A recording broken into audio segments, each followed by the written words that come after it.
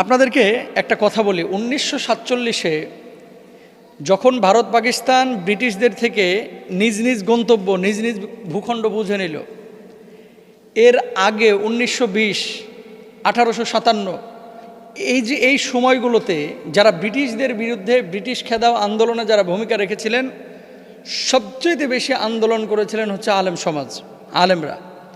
তাহলে দেখেন, যদি ব্রিটিশদের থেকে পাকিস্তানের জন্ম না হতো তাহলে বাংলাদেশের জন্ম হতো না। যদি ভূখণ্ড ভাগ না হতো তাহলে কি আমরা আমাদের এই ভূখণ্ডের জন্ম তো আল্লাহ তাআলা সৃষ্টিলগ্ন থেকেই করে রেখেছেন, কিন্তু স্বাধীন বাংলাদেশকে আমরা পাইতাম? আচ্ছা, কোথায় আলেম সমাজের ভূমিকা ছিল না? আপনি যদি ইতিহাস পড়েন, এই স্বাধীনতার পূর্ববর্তী সময়গুলো, স্বাধীনতার পরবর্তী সময়গুলো, কোন সেগমেন্টে কোন ক্ষেত্রে আলেমদের অবদান নেই, আপনি কোন সেগমেন্ট জিজ্ঞেস করবেন, সেই সেগমেন্টে আপনাদেরকে দেখাবো যেখানে আলেমদের অবদান ছিল। সমস্যাটা হচ্ছে, হলুদ সাংবাদিক কিছু মানুষ আছে আর কিছু ছুপা ইতিহাসবিদ আছে। কেমন? এরা সত্য ইতিহাসগুলোকে ধামা চাপা দেয়, মানুষের সামনে প্রকাশ করতে চায় না। তাকান, এদেশে স্বাধীনতা পদক দেওয়া হয়, 21শে পদক দেওয়া হয়। দেখেছেন জীবনে কোনো দিন কোনো আলেমকে স্বাধীনতা পদক দেওয়া হয়েছে? দেখেছেন? আসন্না ফাউন্ডেশনের মতো প্রতিষ্ঠান, অন্য অন্য এরকম জনকল্যাণকর অনেক প্রতিষ্ঠান কিন্তু আগে থেকেই ছিল। কোনোদিন দেখেছেন এদেরকে দেওয়া হচ্ছে? দেওয়া হয় না।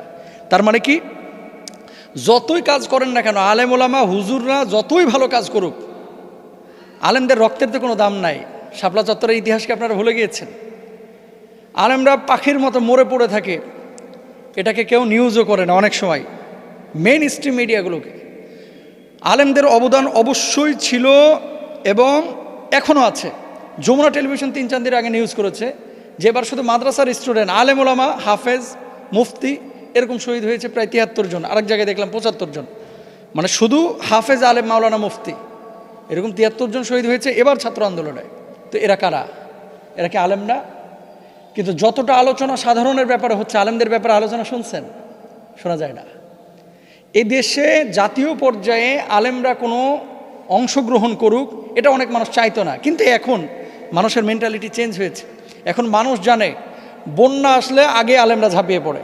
বন্যা আসুক, দুর্যোগ আসুক, ভূমিকম্প আসুক, অগ্নিবিস্ফোরণ ঘটুক, যেখানেই যত বিপদ আপদ, আলেমরা কিন্তু সর্বাগ্যে এখন, আলহামদুলিল্লাহ। সাধারণ মানুষের, একসময় মানুষের ধারণা ছিল যে হুজুররা শুধু মসজিদ মাদ্রাসা নিয়ে আছে, আর কোথাও নাই। এবার আপনাদেরকে কয়েকটা কথা বলি। ইতিহাসে আপনারা পাবেন ফকির বিদ্রোহ আন্দোলন, ফকির বিদ্রোহ, এটা ঘটেছিল কত?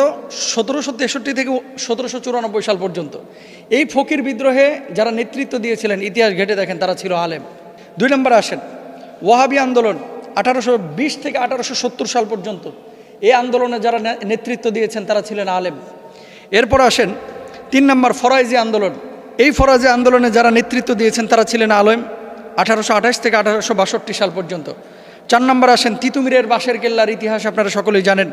প্রতিরোধ যুদ্ধ 1827 সালে নেতৃত্ব দিয়েছিল কারা? এ হুজুররা, এ মৌলভী সাহেবরা, এ মুন্সিরা, এ আলেমরা। 5 নম্বর খেলাফত আন্দোলন 1911 থেকে 1920 সাল, নেতৃত্ব দিয়েছিল কারা? এ আলেমরা। 6 নম্বর হিজরত আন্দোলন 1919 থেকে 1920 সাল, নেতৃত্ব দিয়েছিল কারা? আলেমরা।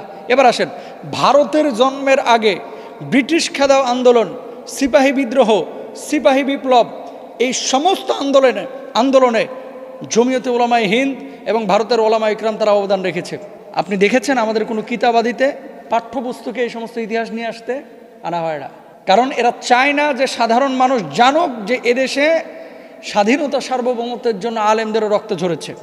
কি বলবো, এ ভারত স্বাধীনতার পেছনে আলেমদের অবদান কিন্তু কম নাই।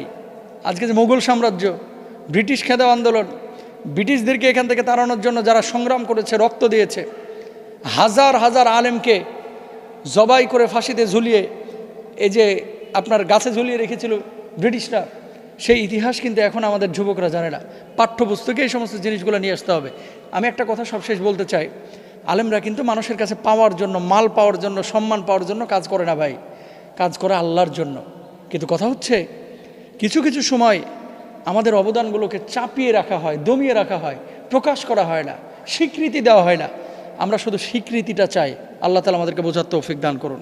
মোহতারাম, বিশেষজ্ঞরা বলতেছেন যে এই ভয়াবহ বন্যা প্রতি বছর যে হচ্ছে, শুধুমাত্র পানি বাড়ার কারণে হচ্ছে না, পানি পাস না হতে পারার কারণেও হচ্ছে। খাল খনন, নালা নর্দমা যারা ভরাট করে ফেলেছে, খাল খনন প্রক্রিয়া, সেই সাথে নালা নর্দমা যারা ভরাট করে ফেলেছে, এই সমস্ত মানুষগুলোর কি আল্লাহর আদালতে দাঁড়াইতে হবে না? খুব গুরুত্বপূর্ণ একটি বিষয়। এবং আমাদের সম্মানিত শেখ আহমদুল্লাহ হাফিজাহুল্লাহ 2-3 দিন আগে একটা কথা বলেছিলেন যে খাল পরিষ্কার করার জন্য একটা পরিকল্পনা ফাউন্ডেশন নিবে, উদ্যোগ গ্রহণ করবে। কারণ প্রতি বছর ওই গায়ে ক্ষত তৈরি হবে আর আমরা যে মলম দিব এটা তো হতে পারে না। তো ক্ষত কোথা থেকে তৈরি হয় সেই জায়গাটা বন্ধ করতে হবে। আজকে কুমিল্লা নোয়াখালীতে যে বন্যাটা হচ্ছে একমাত্র কারণ যে ছোট ছোট নদীগুলো এগুলো ভরাট করে ফেলেছে। যেখান দিয়ে পানিটা ঢুকেছিল সেখান দিয়ে পানিটা আর পাস করে অন্য জায়গায় যাইতে পারে না, আটকে গেছে, এই জন্য বন্যাটা হয়েছে। আচ্ছা, এটা কুমিল্লা নোয়াখালীর কথা বলতেছি না, সারা বাংলাদেশের একই চিত্র। মানুষ আগে কিন্তু পুকুর অনেক রেখেছিল, আগে খাল নালা নর্দমা অনেক রেখেছিল। এখন কিন্তু ঢাকার ভিতরে ময়লা ফেলতে ফেলতে এটাকে ভরাট করে ফেলে। আবার এই যে আশুলিয়া থেকে মনে করেন উত্তরা, ওদিকে গাবতলী থেকে সাভার, তারপরে ঢাকার বাইরে চিটাং রোড থেকে ওইদিকে চলে যান কাঁচপুর, চতুর্দিকে দেখবেন প্রতিদিন কেকের মতো দখল করতেছে, কাইটা কাইটা ভরাট করতেছে, যখন যে দল ক্ষমতায় আসতেছে। আপনাদেরকে একটা কথা বলি, পবিত্র কুরআনুল কারীমে আল্লাহ সুবহানাহু ওয়া তাআলা একটি কথা বলেছেন, ইয়া আইয়ুহাল্লাযীনা আমানু লা তাকুলু আমওয়ালাকুম, এমন সম্পদ তোমরা গ্রহণ করো না যেই সম্পদ আল্লাহ সুবহানাহু ওয়া তাআলা বলছেন যে অন্যায়ভাবে তোমরা গ্রাস করেছো। এই যে বুড়িগঙ্গা নদীর তীরে অনেকে আপনার মানে অবৈধভাবে বসতি স্থাপন করে, এই গাবতলিতে সাইনবোর্ড লেখা থাকে এই জমির মালিক অমুকে অমুকে অমুকে। এই কাজগুলো যারা করে মানুষের ক্ষতি করতেছে এদেরকে অবশ্যই আল্লাহর আদালতে দাঁড়াইতে হবে। খেয়াল করেন, খাল ভরাট করা, পুকুর ভরাট করা এগুলো আসলে ঠিক না, যেখানে মানুষের ক্ষতি হয়।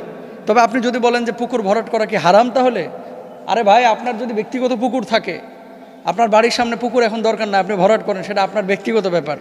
কিন্তু এই পুকুরের কারণে গোটা মহল্লাবাসী যদি হুমকির মধ্যে পড়ে যায়, তাদের জীবন বিনাশ হওয়ার সম্ভাবনা থাকে, বন্যা হওয়ার সম্ভাবনা থাকে, তাহলে এই জায়গাটায় আপনি পুকুরটা ভরাট করতে পারবেন না এতগুলো মানুষের ক্ষতি করে। এবার আসেন, রাসূল আকরাম সাল্লাল্লাহু আলাইহি ওয়াসাল্লাম হাদিসে কি আছে? আল্লাহর হাবিব বলছেন, যে ব্যক্তি অন্যের ক্ষতি সাধন করে আল্লাহ তাআলা তা দিয়েই তার ক্ষতি সাধন করেন। যে ব্যক্তি অন্যকে কষ্ট দেয় আল্লাহ তাআলা তাকে কষ্টের মধ্যে ফেলেন। তাহলে অন্য মানুষের ক্ষতি করার আগে, বিপর্যয়ের আগে নিজের ক্ষতিটাও একটু মাথায় রাখতে হবে। আপনি যে আরেকজনের জন্য কূপ খনন করতেছেন, ওই কূপে কিন্তু আপনি নিজেই পড়বেন। এই হাদিস থেকে বোঝা যায়, তিরমিজি শরীফের হাদিস 1940 নাম্বার। কি বলছেন আল্লাহর নবী? অন্য কারোর জন্য যে ব্যক্তি অন্য কারো ক্ষতি সাধন করে আল্লাহ তাআলা তা দিয়েই তার ক্ষতি সাধন করেন। খেয়াল করেন, অন্যায়ভাবে একজন মানুষকে কেউ আঘাত করেছে, আরেকজন মানুষের সম্পদ গ্রাস করেছে, আরেকজন মানুষকে হত্যা করেছে। অনেক মানুষ এরকম দেখা যায়, ইতিহাসেও পাওয়া যায় যে সে হত্যা করেছিল, তাকেও হত্যা করা হয়েছে। হযরত হুসাইন রাদিয়াল্লাহু তাআলা আনহুকে যারা শহীদ করেছিল কারবালার প্রান্তরে, একটারও কি স্বাভাবিক মৃত্যু হয়েছিল? না, এদেরকেও কিন্তু এভাবে মারা হয়েছিল এবং লাঞ্ছনাদায়ক মৃত্যু তাদেরকে দেওয়া হয়েছিল। এরকম বাংলাদেশেও পাবেন। মানে আপনি পাপ করেছেন, আরেকজনের ক্ষতি করেছেন, অথচ আল্লাহ আপনাকে এমনি এমনি ছেড়ে দিবে, এটা কোশ্চিন কালেও মনে করেন না। এত সোজারা, এটা কোশ্চিন কালেও মনে করবেন না। আপনি একজনের ক্ষতি করবেন আর আল্লাহ তাআলা আপনাকে এমনি এমনি ছেড়ে দিবে, ভুলেও এই কথা মনে করবেন না, মানে বিপদে পড়বেনই আপনি। এরপর আসেন, আবু বকর সিদ্দিক রাদিয়াল্লাহু তাআলা আনহু তিনি বলছেন, নবীজি সাল্লাল্লাহু আলাইহি ওয়াসাল্লাম এই সাহাবী কিন্তু বেশি হাদিস বর্ণনা করেন নাই, সামান্য কয়েকটা হাদিস বর্ণনা করেছেন। তিনি হাদিসের মধ্যে বলতেছেন কি, যে ব্যক্তি কোনো মুমিনের ক্ষতি সাধন করে অথবা তার বিরুদ্ধে ষড়যন্ত্র করে সে আল্লাহর পক্ষ থেকে অভিশপ্ত। নবী তাকে অভিশাপ দিয়েছে, আল্লাহ তাকে অভিশাপ দিয়েছে। আপনি যে এখানে খালটা খনন করে এই ভরাট করে ফেলছেন, আপনি যে এই যে বাড়ির ময়লা, পটল কাটা, পটল পচা ময়লা, আলু পচা ময়লা, তারপরে এই যে মাছের আঁশ, গরুর হাড্ডি, তারপরে মনে করেন চর্বি, তারপরে যা আছে ময়লা আবর্জনা সব নিয়ে যে কিছু মহিলা দেখবেন মানে কাটাকুটি শেষ আইসা নিয়ে ওই যে ড্রেনটা সরকার বানায় রাখছে, সিটি কর্পোরেশন বানায় রাখছে, ধাপ করে ওখানে ফেলায় দেয়। এরপরে কি হচ্ছে? আপনি ফেলায় দিলেন আপনার বাড়ির সামনে, মাথায় আকল কাজ করে না যে এখানে পানিটা কিভাবে পাস করবে। তার মানে কি গোটা মহল্লাবাসীর ক্ষতি আপনি করলেন। কালকে আমি মাতোয়াইলের এক এলাকায় ক্লাসে যাচ্ছিলাম, খেয়াল করেন মানুষ কতটা নিকৃষ্ট হতে পারে। 200 মিটারের মধ্যে দেখলাম 5টা ম্যানহোল নাই, মানে এই লোহার ঢাকনা, যে এই ঢাকনার লোভ সামলাইতে পারে নাই। 5টা ম্যানহোলের ঢাকনা 200 মিটারের মধ্যে নাই, 1 কিলোমিটারের মধ্যে 13টা ঢাকনা নাই, 13টা ঢাকনা নাই। তো যে জাতির কাছে পচা পানি যেই ড্রেন দিয়ে যায়, ওই ড্রেনের পানিটাকে যে ঢাকনাটা ঢাকে রাখে, এই ঢাকনাটা নিরাপদ না, এর কাছে ব্যাংকের ভল্ট কীভাবে নিরাপদ থাকে? এই মানুষগুলোর কাছে কিভাবে আমাদের সম্পদগুলো নিরাপদ থাকে? কারা এরা? আপনি বলবেন এরা হিরোঞ্চি হুজুর। সবাই হিরোঞ্চি না, ভান করে হিরোঞ্চির। এগুলো চোর, এগুলো ডাকাত। সুতরাং মানুষের ক্ষতি করে কখনো ভালো থাকা যায় না। আল্লাহ তাআলা আমাদেরকে বোঝার তৌফিক দান করুন।